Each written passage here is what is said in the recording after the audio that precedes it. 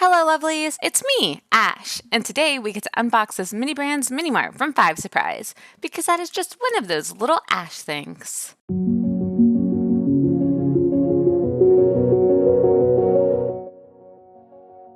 For those of you who are new here, I am obsessed with fake food, specifically miniature fake food, so much that I learned how to sculpt them from polymer clay. I kept walking past this toy at work and it reminded me of the miniature scale models I used to put together as a kid.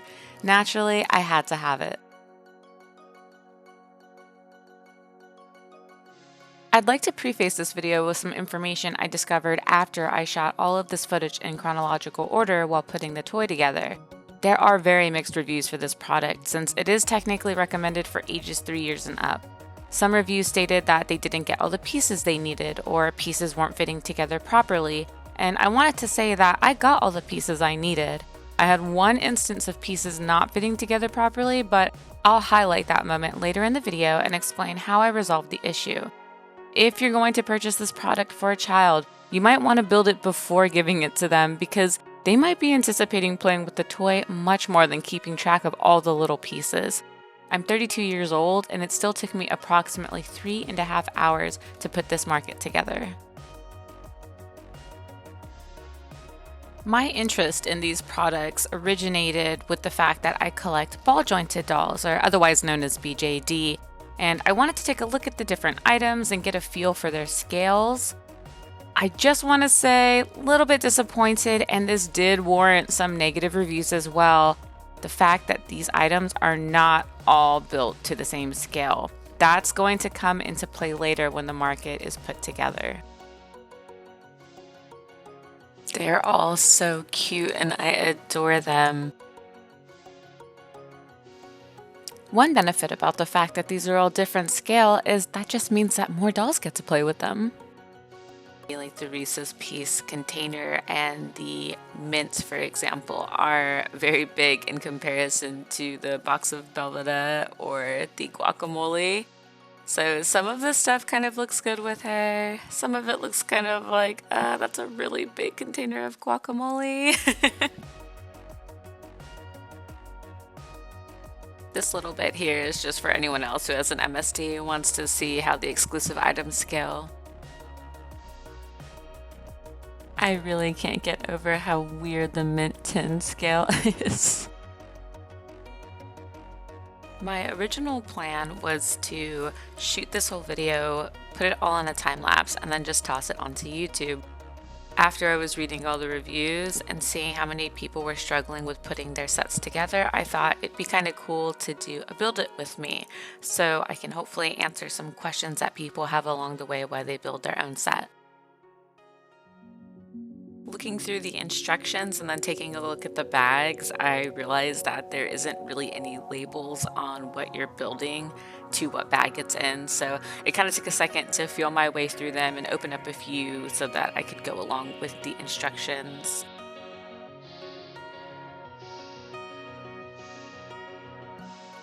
The first thing I'm going to put together is the actual base for the mart. Just keep in mind, this does not come with everything that you need to build every shelf displayed on the actual package, and I know that warranted quite a few negative reviews when I was looking at them online.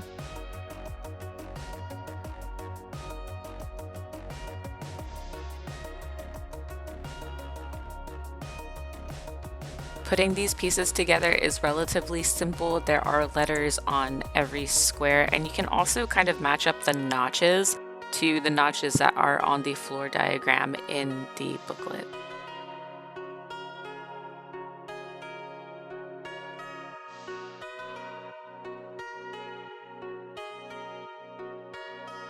I'm going to try and keep the video length down from the original 3.5 hours by speeding up if a process becomes a little repetitive. So at this point, you're just under and overlapping your squares to make the actual floor of the mini-mart.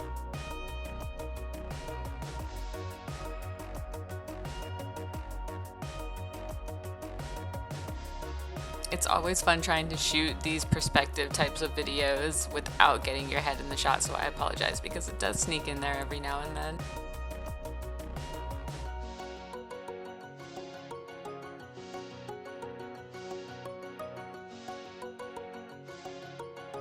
For this next part, you're going to have to open up a couple of bags, and this is going to include the entryway of the store and the main mini-mart sign. So far, this build is relatively straightforward. You just match up each peg to its respective slot and you're good to go.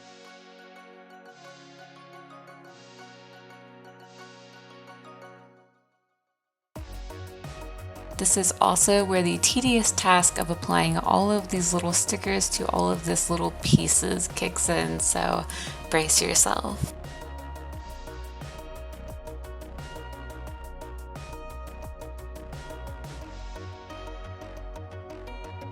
I can be quite compulsive when it comes to tasks like this, so my biggest piece of advice on the stickers would be try to fit the general shape before applying it, and then work your way from the middle outwards. That way you can smooth out any air bubbles as you fit it into the overall shape.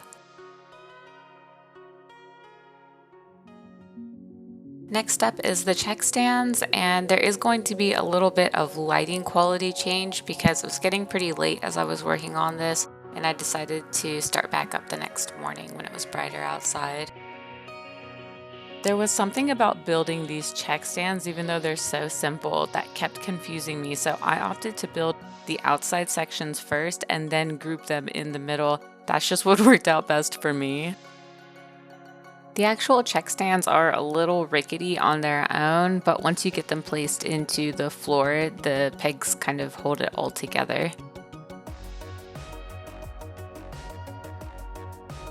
Then we have the produce bin, which is really easy to put together. It's just a couple pieces that push into one another and then a few stickers.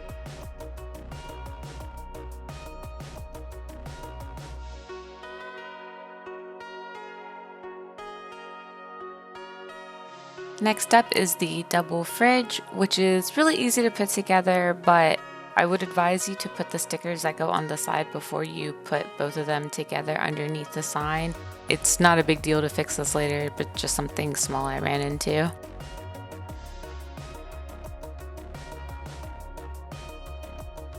Then there's a tower that you just have to apply a few stickers to on the sides, and on the sign, pull out the battery strip and it'll make all the little sounds that a market makes. For the carts, they're a little finicky to put together. Just keep in mind that the one that you can push and pull with the handle, it does have a top and a bottom part to the actual bottom of the basket. So make sure it's facing the right way, up or down.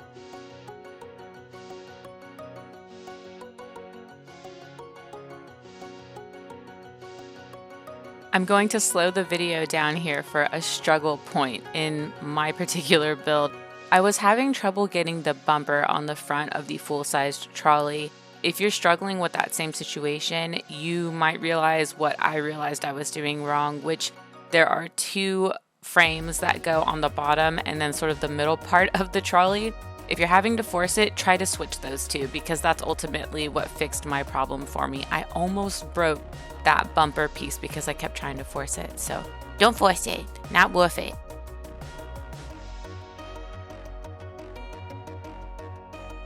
I believe this is a transition into a new day. I'm noticing the light change, and I'm pretty sure it's because I was frustrated after dealing with the trolley and completely nerve-wracked after almost breaking the bumper. I'm glad I took a break though, because the next part gets patience trying. Ah yes, the shelves. This is where the fun really starts. I tried to warn you guys that it's going to get tedious, and I'm here for y'all. I am here for the moral support. We can do this. I'm even going to be procrastinating a little bit right here when I'm playing with that little toy you can see. My number one recommendation with these shelves: group up all of the like pieces together. That way it's not quite so overwhelming.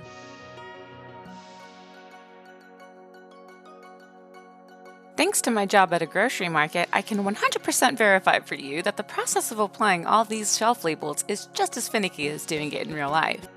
I wish I could tell you that's the worst part, but it's not. You see me playing with these small curved shelves right now? There are full-length curved shelves that need stickers later, but it's fine.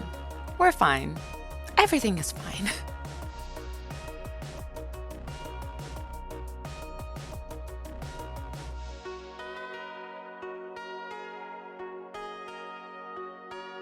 If you are as compulsive as I am, you might find this part hilarious or totally relatable, maybe both, which was me counting every slot on the diagram to make sure my shelves aligned just as they did in the pictures.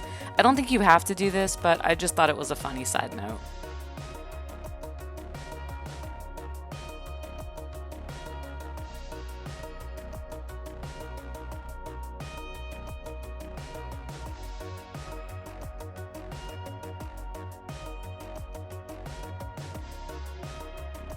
We are to what I consider the hardest part of this build, which is applying the sticker labels to our curved shelves.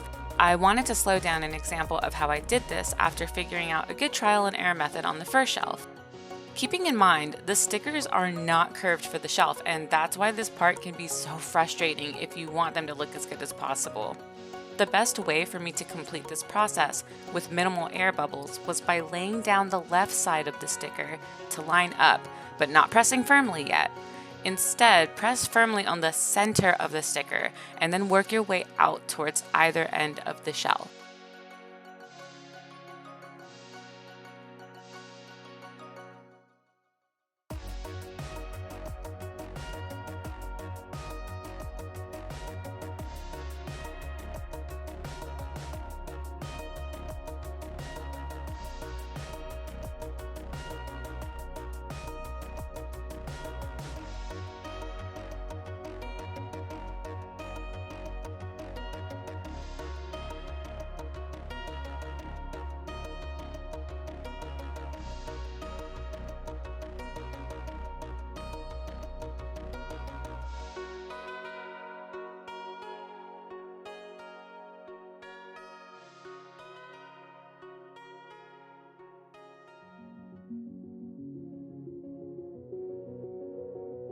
We are working on the small shelves that will go by the register, and at the beginning of the video, I mentioned I would highlight the one part of this build where two pieces didn't fit together properly.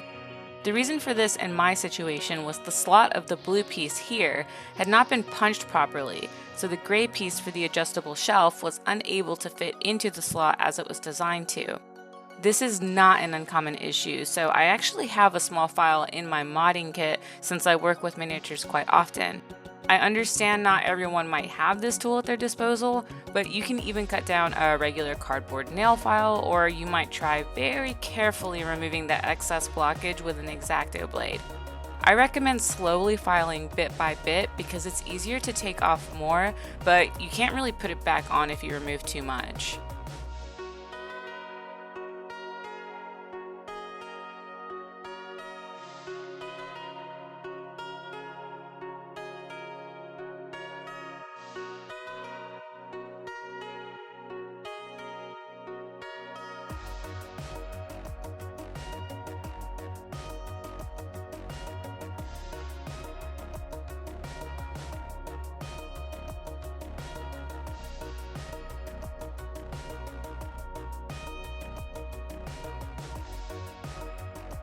I did want to keep this process slowed down just to illustrate that it took me quite a few tries of filing a little bit, testing out the fit, filing a little bit more, testing it again to get it to where it would finally set in place.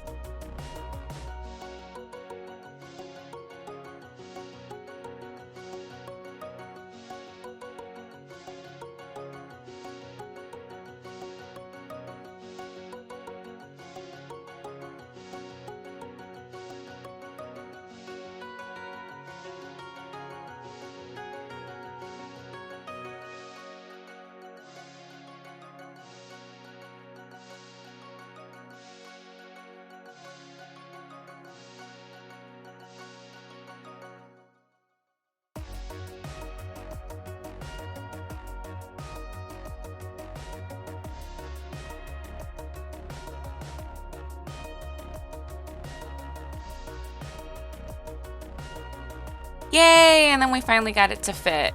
I did actually try at first putting the gray pieces into different slots, but the problem was definitely the slots. It wasn't the actual piece that I was trying to fit in.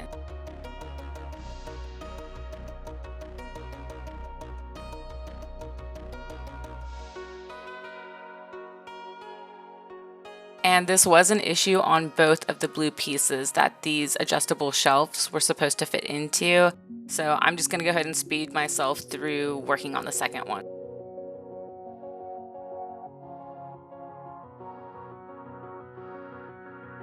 And now the moment we've all been waiting for is getting to put all of our different pieces onto the actual floor of the Mini-Mart. It's really exciting to have all of these different things done, especially those stickers. I hope I never have to apply another sticker for the rest of my life.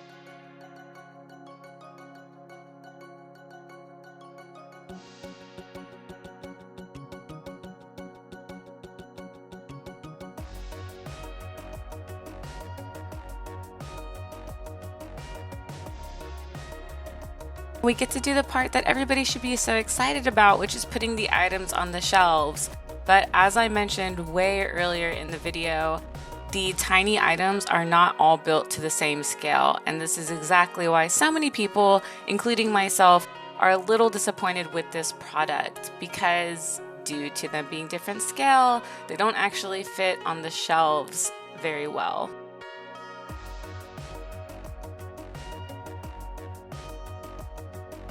As I wrapped up the build, I realized I still had some stickers in the booklet.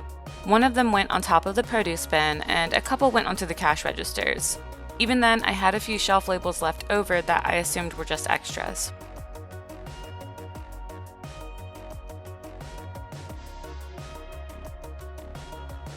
Final thoughts on this product are I really enjoyed building it and making this video for everyone. In regards to the negative reviews, I agree that it's very disappointing the various items won't fit well considering the variety of scales across the miniatures and the Mini-Mart's consistent scale. I think the Mini-Mart and the miniature foods individually of one another are quite nice. This Mini-Mart costs $35 USD, which isn't a bad price to me for the size of it, but I could see how a parent might not enjoy having to work so much after paying that price to give their child a toy they can play with. One of my favorite things about this Mini-Mart is that it scales so well with Nendoroid. I really hope this video helps anyone interested in purchasing this product or people who have purchased it and have questions about the building process. I hope you all have an amazing day. I know thanks to all of you, I will have an amazing day.